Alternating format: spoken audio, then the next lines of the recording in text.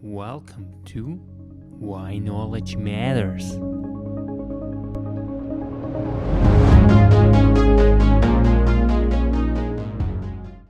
Dr. Rashida and Dr. Monjur Chowdhury, it's such a pleasure to have you at this beautiful Saturday night actually here, and to meet you guys really in person. That's the very first time of Why Knowledge Matter where we actually have a session one-on-one, so I'm super happy.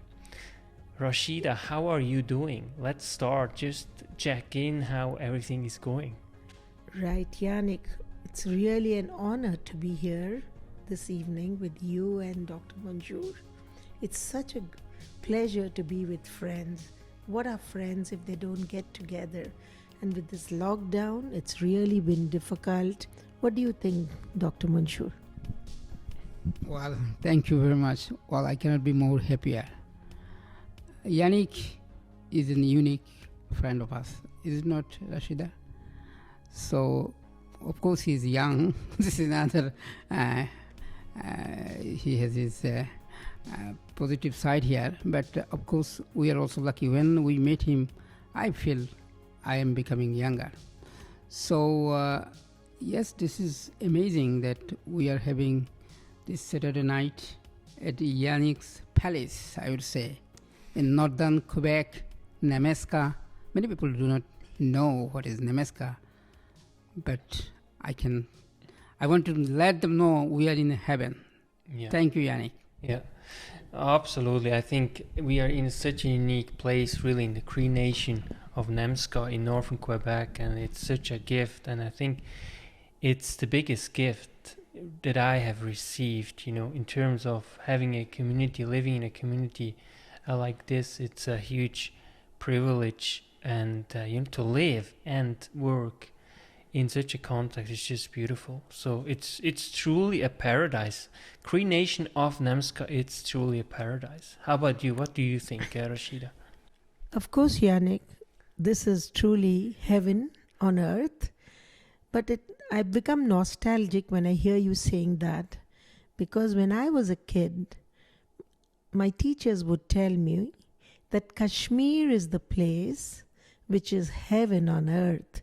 And if people want to go to heaven, they should visit Kashmir. And that was a lifetime experience for me when I went to Kashmir with my teachers and my classmates. Oh, we had a wonderful time. It was really so beautiful with those beautiful lakes and flowers and those kayaks. I mean, they are like boats you live on the lake, and the boat houses, they house you there. And the cold winds and the beautiful tides, it really makes you rock throughout the night. So my memories went down the lane when you said Nemaska. And how ironical it is that Nemaska also has a beautiful lake. And we are so lucky to have a lake in front of our house, behind our house. And the nature is at its best. We are so close to nature. The people here are so loving because they are also close to nature. There's no pollution. Exactly the way I felt when I went to Kashmir when I was a kid. So it really brings me good feelings, and my memory goes down the lane. So thank you, Yannick, for making us remember that and to cherish those beautiful nostalgic moments of childhood. What do you think, Dr. Monjur? Well, thank you, Rashida. I think when you were talking about Kashmir, yeah, I also heard. Unfortunately, I was not there yet. I'm sure Yannick and I will be visiting one time, Kashmir at least. But when you were saying heaven, Kashmir, of course, I also heard a lot, and this is another. But one thing I think that heaven have different types of heaven. in Islam, there are called 7 heaven, if I remember correctly. So every heaven has his own beauty and own characteristic. I think Nemaska has its own, and it is true. Like, we are in minus 40 degrees centigrade now, minus. But when you go out, I was walking to Yannick's place from my place. It took around 15 minutes. Although it was not easy, but I feel the beauty, the purity. This is authentic. I have been looking for authenticity my whole life, and I'm enjoying every second. So thank you very much. And by the way, I need to, and you probably should say thank you to Yannick, because he's the guy who invited us to come here. Thank you. That is too kind. That is too kind. I think I'm just very lucky that I have so amazing colleagues and really friends and mentors, in my life, as you are, Rashida and Monjur. This is truly a gift, because to me, I can learn every single day, at school, from really one of the best and finest human being, not just in terms of professional development, but also of personal development. So for a guy like me, this is I just got it all, really. For me, it's amazing. So I should actually thank you that you trusted kind of my judgment, and you came up here, which is really amazing. But to add on to what you said, destiny takes people places. So we were destined to meet. We were destined to be in Namaskar, and 3 of us together. And today when I look outside, it's so dark, and I was wondering, why is it so dark outside? And suddenly, and this room is so well lit and so bright. And I know because of 2 great shining stars here, which make the ambience so bright and luminous. So the bottom line is, teachers are stars forever. There may be doctors, engineers, lawyers, but the only ones who build the foundation of tomorrow are teachers. So I really have a great place for teachers, and this passion grew in me from the time I was a kid. I would admire my teachers. I would look up to them. They were my heroes. They were my real heroes. I don't like the real heroes, which I see and watch in movies. I love the real heroes. And teachers are the real heroes. They know how to build minds. They know how to deal with minds. And to build the foundation is not an easy thing. To build with stones and pillars and cement, it's easy. Because if you don't like a certain architecture, you can demolish it and build it again. But once you've ruined a mind, it takes ages to get that mind back to normal. So I think teachers are playing a very big role, and they need to be saluted. At this note, I think, Yannick, you want to say something? Yeah, absolutely. I just want to spring into that. It's actually Angela Merkel. She just actually retired as the Chancellor of Germany. And she actually said, the most important people in a country like Germany, for example, well, according to her, are really the teachers, because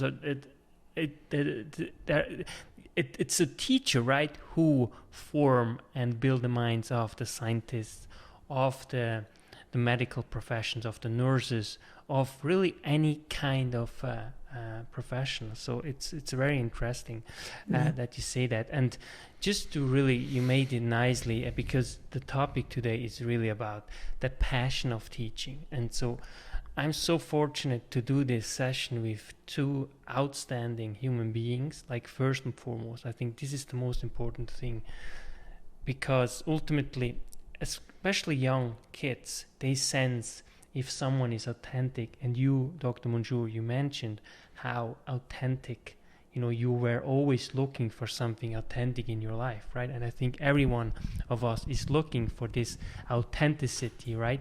For this genuineness, which you really discover what life really is, and which ultimately is something near to being authentically to yourself, to your peers, and so on. So let's just start with you, Dr. Monjur.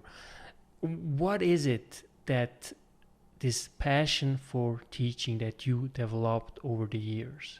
Oh, thank you. What is it? Because you are also, and the same for Rashida, You are two individuals that I see all the time energetic, no matter what.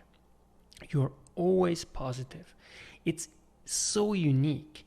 And just to keep this up over like 20 years or so, and even more, it's truly something that needs to be mentioned, which is very unique. We don't see this very often. Thank you, Yannick. So you use the word authenticity.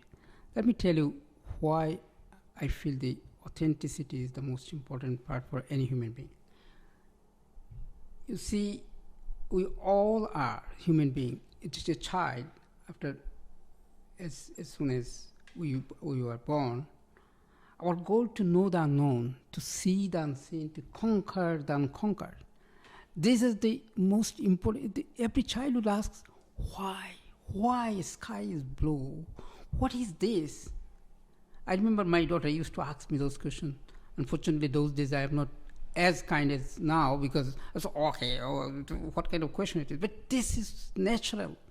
And the passion for education I got because it is the best opportunity, best gift to become a teacher, because you are having constant way of learning. So I don't feel myself I'm a teacher, I'm a student, a lifelong student, and this is what most important passion for me. It is an absolute gift, because I'm a teacher, I'm teaching, but at the same time I'm learning from my student from all the time. And as Dr. Rashida mentioned, that my dream also came to become a teacher, because when I saw my teachers are giving, they're giving more than taking. And I also like this. I enjoy if there's a way that I give. I don't care about taking. This is what most important part for me. So therefore, the passion about education is about learning and making this world a better place is only possible by giving our younger generation the true, authentic reason of why they are on this earth. So this is where I am. This is Rashida, really super fascinating. So Rashida, what's your take? Yeah, to add on to what Dr. Monjur says, I truly agree to him, but I have one thing to add on, is that today's teachers are not when we were young, not similar to those. I'll tell you one example of that. When we were kids, as Dr. Monjur said, they were ever giving. But in those days, it was like one-sided. We treated them heroes. We didn't have the guts to participate and engage ourselves in learning. The teacher just lectured or told us, filled our pails and filled our minds with whatever knowledge they had. We didn't have a time to contest and put our opinions across. It was always one-sided. Whatever we were told, we thought that was gospel, that was the truth, and that is what we need to take. We did not have a chance to debate or contest. I fully agree why the teachers of that time were about that nature, because Aristotle, when he was there, he had to fight with the church. Because when they said when they said it was round, he had to say that it is flat at the edges. But they did not agree because the church was dominating. And they were considered to be the best, or that they were supposed to present facts. Scientists were not accepted, or anybody who would try to prove or put their point across were not accepted. So therefore, I think the teachers of when we were young, they played that role because they knew they had to only give us and tell us the best of the best, give us the knowledge, give us the values, impart whatever they have learned from their teachers. It was a cycle of events and cycle of things passed on from generation to generation.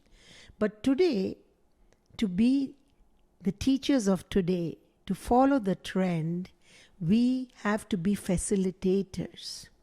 A teacher is considered to be a best teacher who facilitates learning, who creates a learning atmosphere for students to put their opinions. They have a right to contest and to debate. And this is what I like about today's learning. It's more real today. It's not just theory in books, what we learned, but today it's all practical. You apply knowledge today.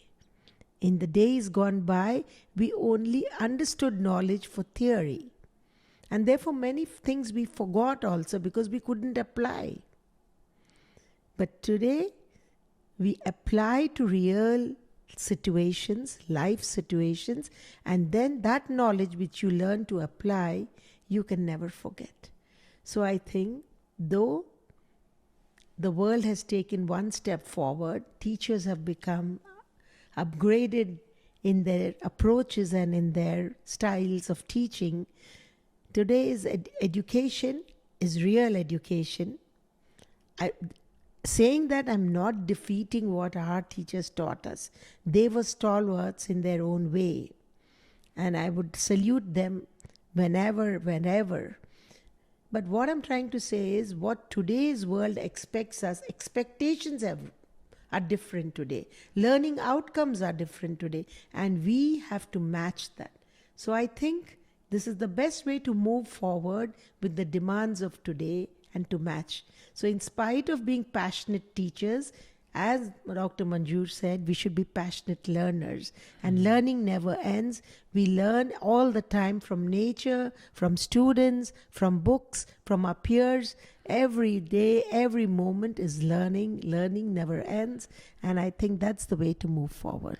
Yeah, that was also something that, Paulo Coelho said, with the banking system, right? So just you had to basically remember facts, and it's very different. But still, if you look at, you mentioned Aristotle, right? But actually back then, it was already like this dialectical learning that actually Socrates, with his Socratic dialogue actually forged, right? To really bring this knowledge that apparently students already had, basically in the soul, innate, to bring it to the very fore. So it's very interesting. And today, of course, it's a very different context. So please, Monjur, please add. Well, you just already mentioned about Socrates. That when I was listening to Dr. Rashida and about what Aristotle she was talking about, I think Socrates, in fact, did the same thing that Dr. Rashida is saying right now. It is student-centered education. That was not in our time, many years back, because the focus is student. Teacher is a facilitator. And Socrates did, according to my understanding, the same thing. He was very interested about listening. What he said? He said, I know only one thing, that I know nothing. Therefore, a teacher, when he's acknowledging that I know everything, you are my student. No, this is not. And therefore, and it is good that the humanity or this world is acknowledging this. But of course, 21st century needs lots of change of education. Even we are seeing some changes, but these changes are not enough yet. Because the necessity, the requirements, everything has been so dramatically, every minute are changing. Therefore, accordingly, we need to make the adjustment. This is for sure. So, at the same time, Dr. Rashida says that how we see the difference between our time and right now. This is fascinating because I think 21st century's education, as I talked about this before, Daniel Pink, in his book, he has been talking about that the the word job, so-called job, this has been also, it is becoming different right now. We cannot expect the way how job searching thing was happening and the requirements for job, it itself has been changing. It is not enough just to have good academic credentials. You have to have different collaboration, creativity, critical thinking, and of course, we need to think about global world, because we are no more as a nation somewhere we are sitting. We should think about multicultural, perspective. Our children are not only should be unilingual, they have to have multilingual, they need to be multilingualistic, So therefore, I believe that as a passionate teacher, we need to also look for the learners should be also passionate. So therefore, this environment, that environment need to be done, need to made. Therefore, I think we are lucky that you are asking us this question, and people should know about this. And there are so much challenges also human beings are having, as we know right now, even now with COVID. What about climate change? Our children need to know about this, Of course, children under Greta Thunberg and the younger kids, children, they're getting out. But I almost want to say to all children, get out, guys, and do something for your own future. This is your life. One of the questions, and as you mentioned it, but I think one of the passions of teaching really comes because of the fact that we are forced to learn constantly because of the information age that we are now in, and just to remember in fact just doesn't hold anymore because there are just simply too many. And so you have to be able to actually make sense and contextualize these information, right, which becomes huge. And so I think, just to go back to the topic, like, is this part why you're so passionate of learning? Because it's really learning and teaching and learning is really about life. It's really about living. Living is learning, and vice versa, in my view. What do you think, Rashida? In terms of the passion of teaching. Yeah. So I agree to what you say to a great extent, but I would always put forth my views that we have become passionate teachers because we've been in this profession for more than a decade. We've been all around the world. We've seen students from in different parts of the globe, and we've seen what challenges they had and how they could overcome those challenges. So now we understand in today's world, we need to have smart goals. And even in our teaching approach, we should be smart, we should be specific, it should be measurable, it should be attainable, we should be realistic, and we should be tangible. And we've learned this with our vast experience and expertise that Rome was not built in a day. Similarly, we can't build human minds or win over our students. Even at Nemesca, when we joined initially, it took time for us to understand our student needs. Because what is the bottom line? Why are we passionate teachers, and how are we going to build a community of good learners? We are judged from our students' outcome. If the students' learning is done well, then we are judged as good teachers. We don't see the path in between, why we got stuck, what are the hurdles which came across. The end goal is always measured. So if we have a rough start, but we stabilize after some time and we understand our needs of students, what they really need, and get them engaged into the process of learning, the end is always a success. And student success is why we are all here. So I think we enjoy and cherish the moment when we see the students succeeding.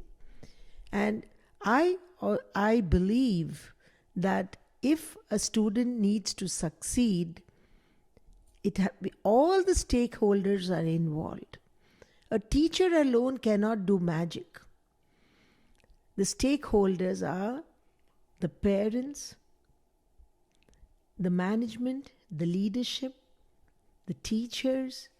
We all form a team together, and teamwork is the key to success.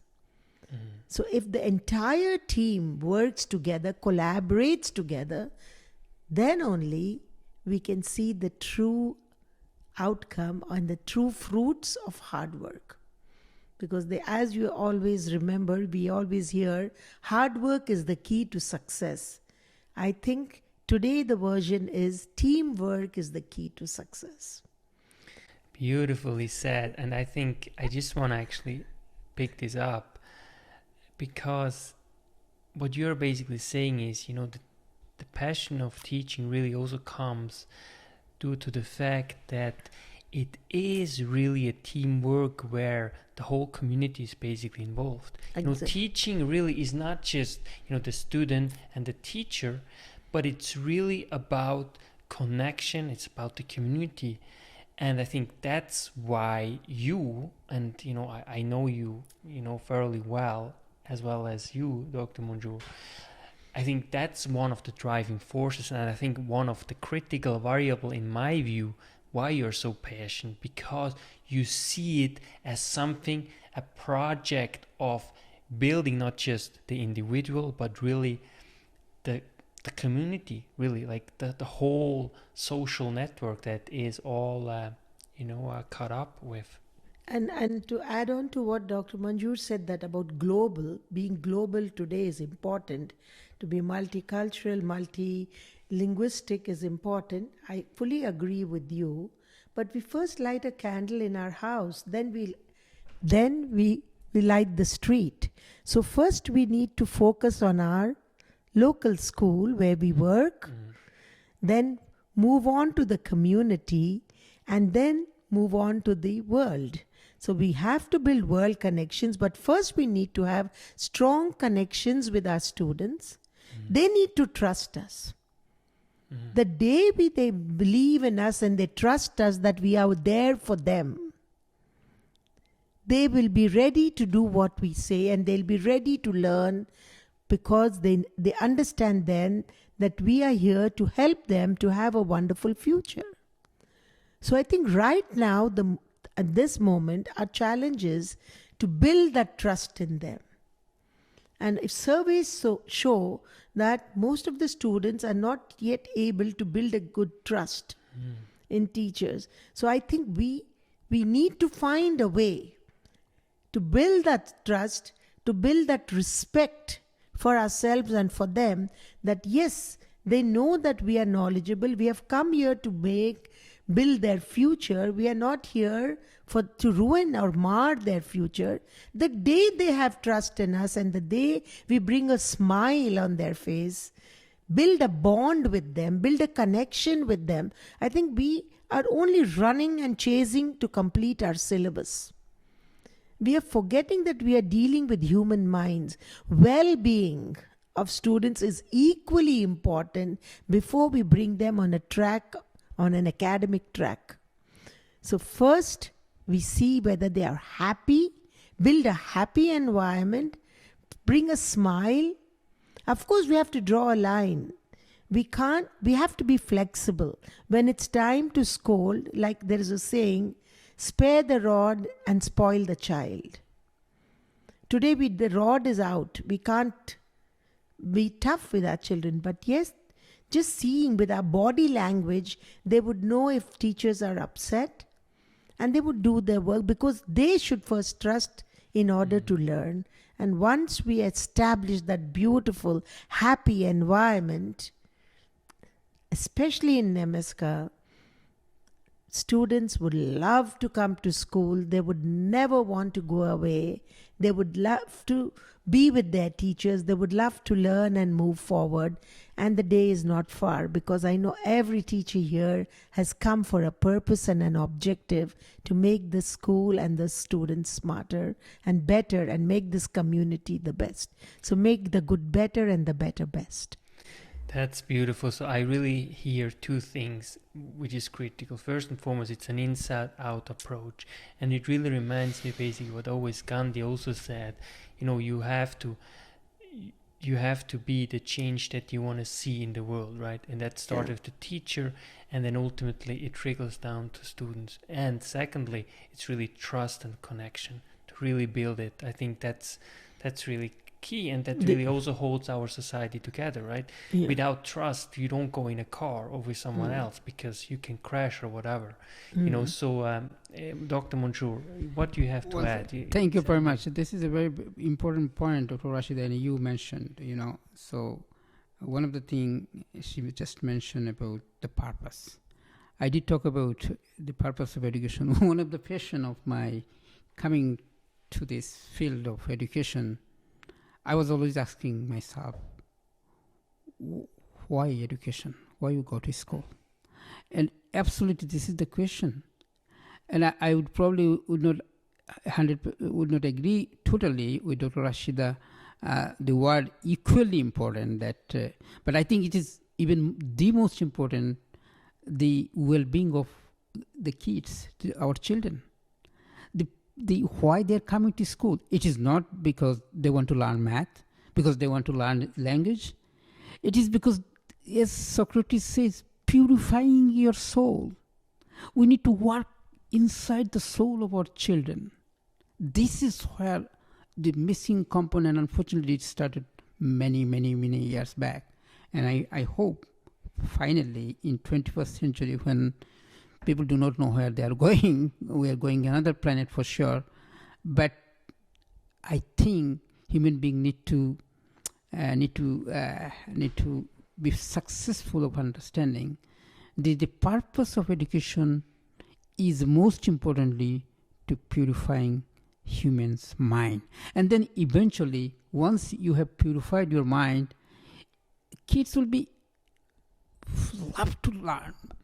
Because this is actually, I talk about the authenticity, because this is the question why it is. And eventually, if you want to learn why, you need to learn mathematics, you need to learn language, you need to communicate. So therefore, I think my passion came from there. And other thing I also want to add, Dr. But Rashida. Just quickly, please walk us a little bit through where it comes from, because you told me it was really a teacher that inspired you, and that's why you ultimately you started basically at the MIT in Russia. Yeah. At Moscow Power Engineering Institute, exactly.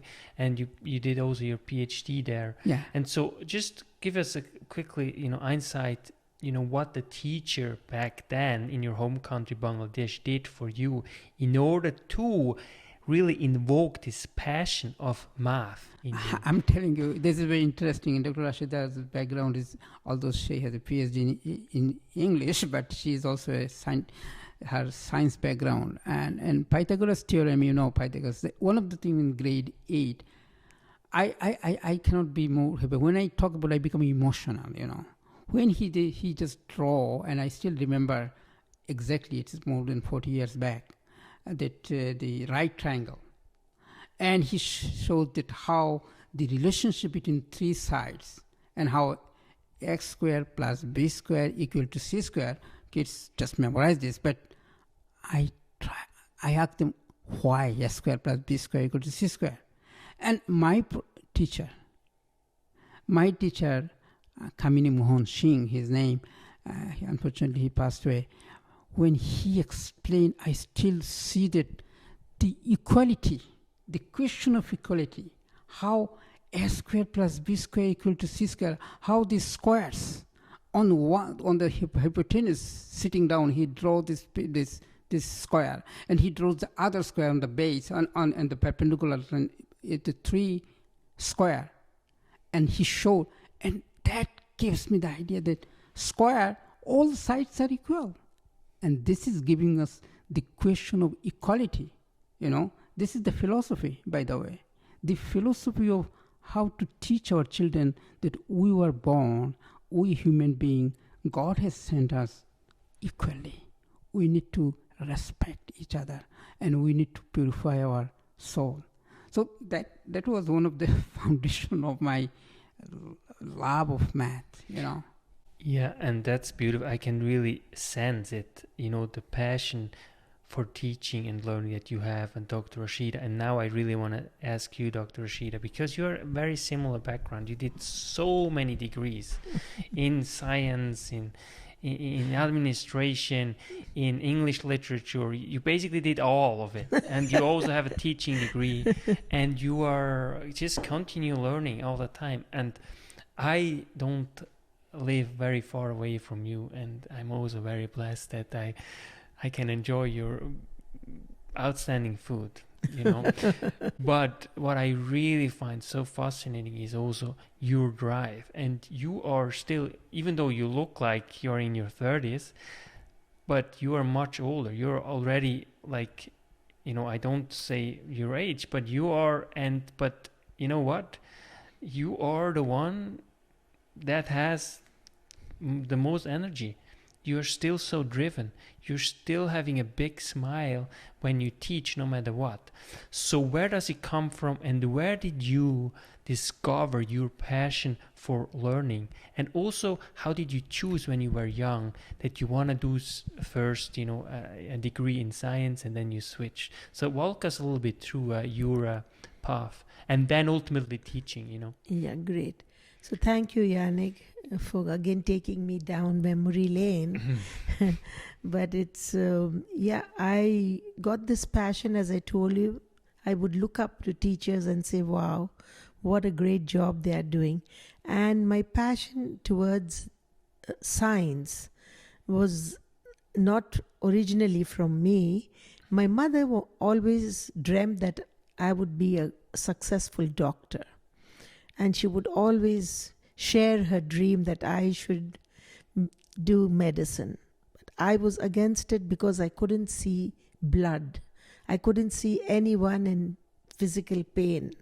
I was like very sensitive towards these things. But she was very, very adamant that I go and this is what I always thought about my own children, that I shouldn't put pressure with my dreams on them. I allowed them to do what they wanted. And that's why I see that they are very successful in their field.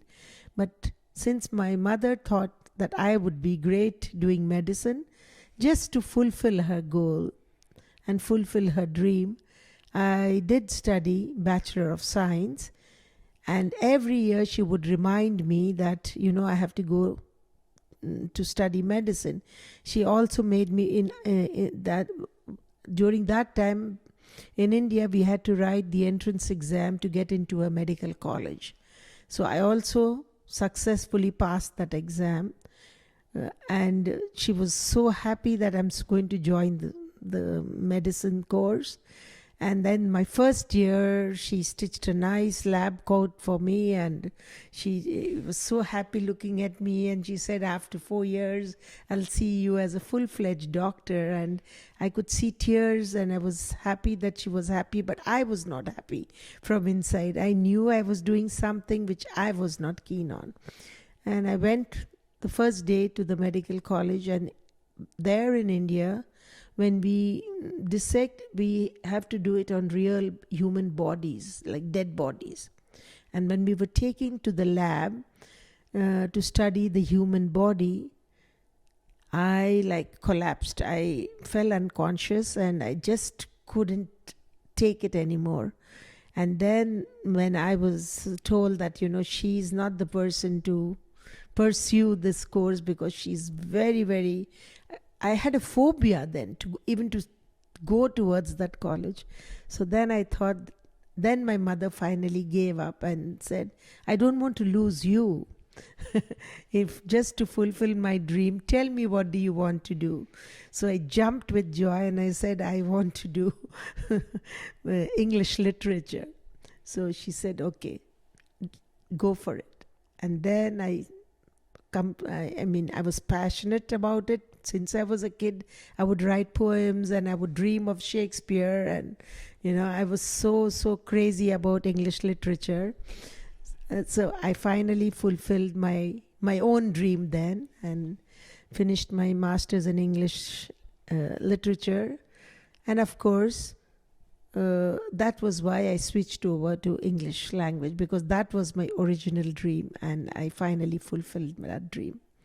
Now, coming to the purpose of teaching and why I was so passionate about going into this field was, as soon as I finished my graduation, I applied for a job, and when I was interviewed for a teaching position, I think that's my only weapon. I'm a good communicator, and I think I learned this skill from my mother, because to be a good businessman, you need to communicate your ideas and to sell yourself and to sell your things. Really an outstanding communicator, right?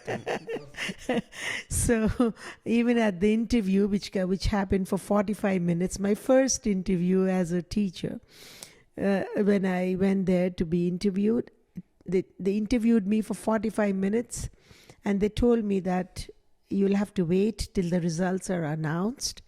And I was so eager to know the results.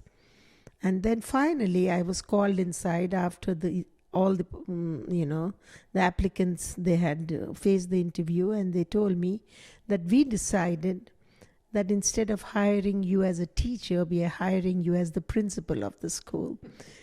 So that is my greatest shock of my life, that I went to become a teacher, and without even having the experience. I always thought principal, because my principal had heavy glasses and he had gray hair and he was so tough. When he would walk in the corridors, I would shiver.